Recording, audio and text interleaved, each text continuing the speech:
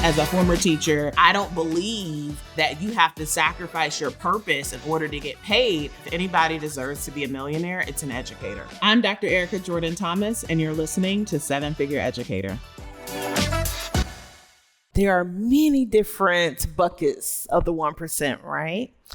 Traditionally, when I'm speaking of the 1%, I'm speaking of the 1% of income earners.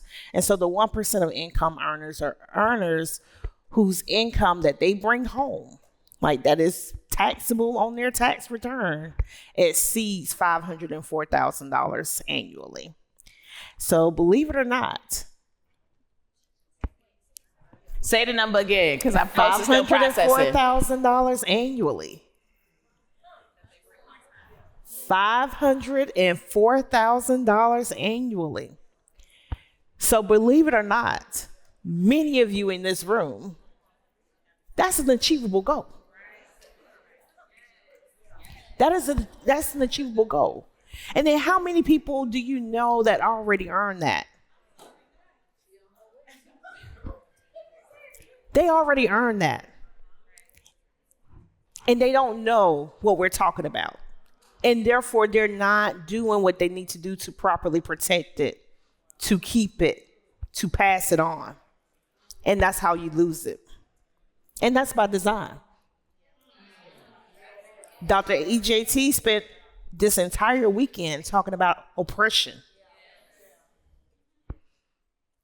and how the system is designed to keep us from winning. That's by design. So as you can see, I got so disgruntled when those clients and those individuals never looked like me because I knew we were missing the mark. And when you hear those, statistics about how the dollar only stays in our community for 13 hours and it stays in other communities for 7 and 8 days, that's true. And this is how. Most of the time when people hear 1%, they think Jeff Bezos, they think Oprah, and now somebody like, wait, me? Wait, my mama? My neighbor? That's right. Everyone in this room has the potential to be in the 1%. Every single person, because you would not be in this room, not this room, if that was not already in your DNA. Not this room. You wouldn't still be here on a Sunday morning in this room if you didn't have what it takes to reach that destination. The reason why I think that's so powerful is because the name of this podcast is 7-Figure Educator. Yes. And so our audience are educators. Mm-hmm. And the vantage point of educators, if we talk about skewed, yes, is highly skewed when we're operating in schools and districts, nonprofit organizations, places where scarcity is thriving. Correct. Then our vantage point is thriving from scarcity. And so Correct. This shift of what does it mean to actually shift to a vision point versus a vantage point, I think is incredibly powerful. And I'm making the assumption that there's probably someone listening who is wrestling with, how do I build a relationship with money and not feel guilty? Or from a faith perspective, they might say, oh, well, money is the root of all evil. And so I'd be curious to hear your thoughts to anybody who might be thinking that, of how might they reconcile their desire to want more with, well, that means, do I love money? Is that okay to love money? Yeah. Or I don't want to feel guilty for wanting that. What would your response to that be? Girl, I want to hug you right now. I want to jump on her right now, y'all. Okay. So first, let's look at 1 Timothy 6:10, which is the scripture that we're talking about. And so the scripture says, for the love of money is the root of all evil. For they that coveteth after have erred from the faith, and that is what has caused sorrow. I'm going to go into verse 11 because it's going to bring us back to verse 10 and make this make sense for you. Verse 11 says, but you, man of God, flee from these things, talking about the covetous behavior, and instead chase after purification, righteousness, and love. Yes, I said love in verse 10, and love is the thing to chase after in verse 11. So if you look at the scripture on the surface, you would be confused. And that is where most people stop. But what we have to remember is that the Bible was originally written in 3 languages, and English was not one of them. So in Greek, the love of money is a word that is avarice. Avarice, if you look it up in the dictionary, is extreme greed. So most people, our capacity to love anything is not extreme.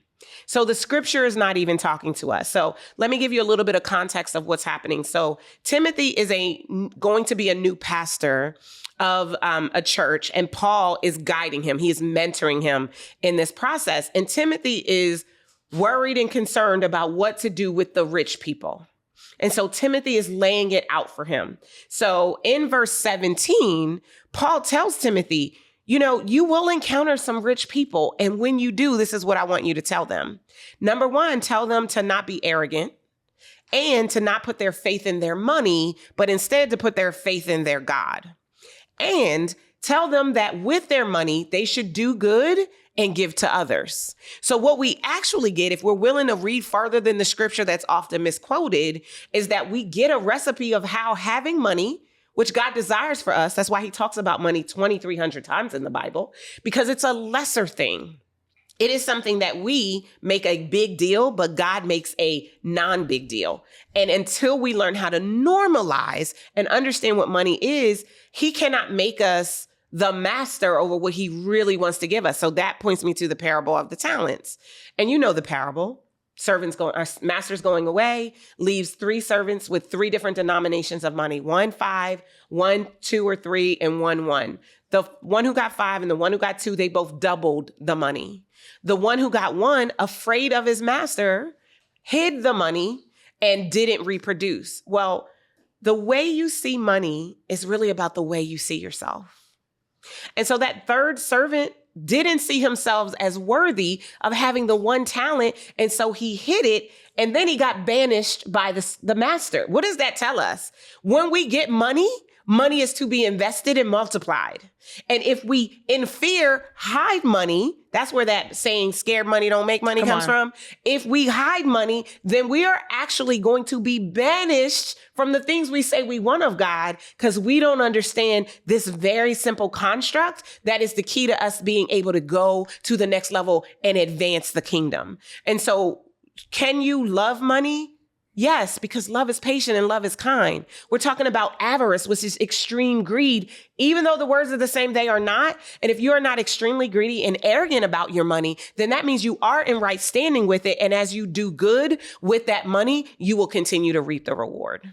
Now, I've actually added on a additional stage to this client journey because it's simple, but it's one that's most forgotten about, that even after they become a client, you still need to be thoughtful of that relationship, because there's 3 ways to make money: finding new clients, upselling current clients, and reactivating former clients. The easiest money on the table, I'm not saying it's easy to do, but the lowest hanging fruit is actually upselling or continuing to sell to your current clients. So that last phase that I'm going to add on to our client journey is the renewal process. And that's an intentional phase that we don't want to forget, because now we're able to take advantage of the lowest hanging fruit in our business of folks who already know us. They've already worked with us. They've already spent money with us. They know our value.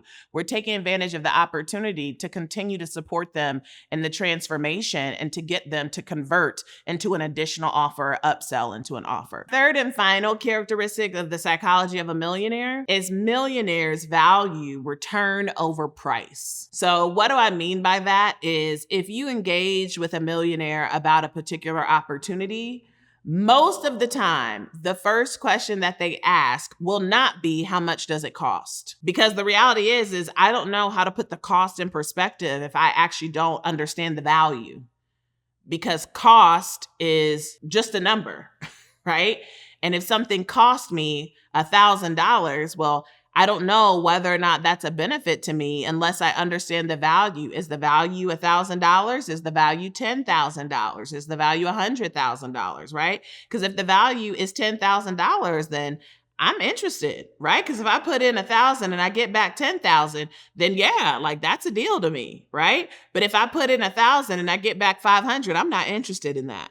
And so when it comes to the opportunities that you have to be able to engage with, thinking through return over price is something that millionaires have built their muscle to be able to do. And here's the arena that I find a lot of entrepreneurs find themselves in. That is the perfect opportunity to be able to exercise this mindset. And it comes to investing in yourself, of how you invest in coaching, how you invest in learning and development. I've seen so many people so focused on the price tag that they're not focused on the return that they would get from that investment. I've seen people, particularly educators, who are quicker to spend $30,000 on a master's, because we love to spend money on degrees. As educators, we understand the value of education, but we're nervous to spend $30,000 on business coaching, or we're nervous to spend $3,000 to go to a business education conference. You have to be really, really clear on what's the value that you'll be able to get from an experience. And here's the shift that this requires.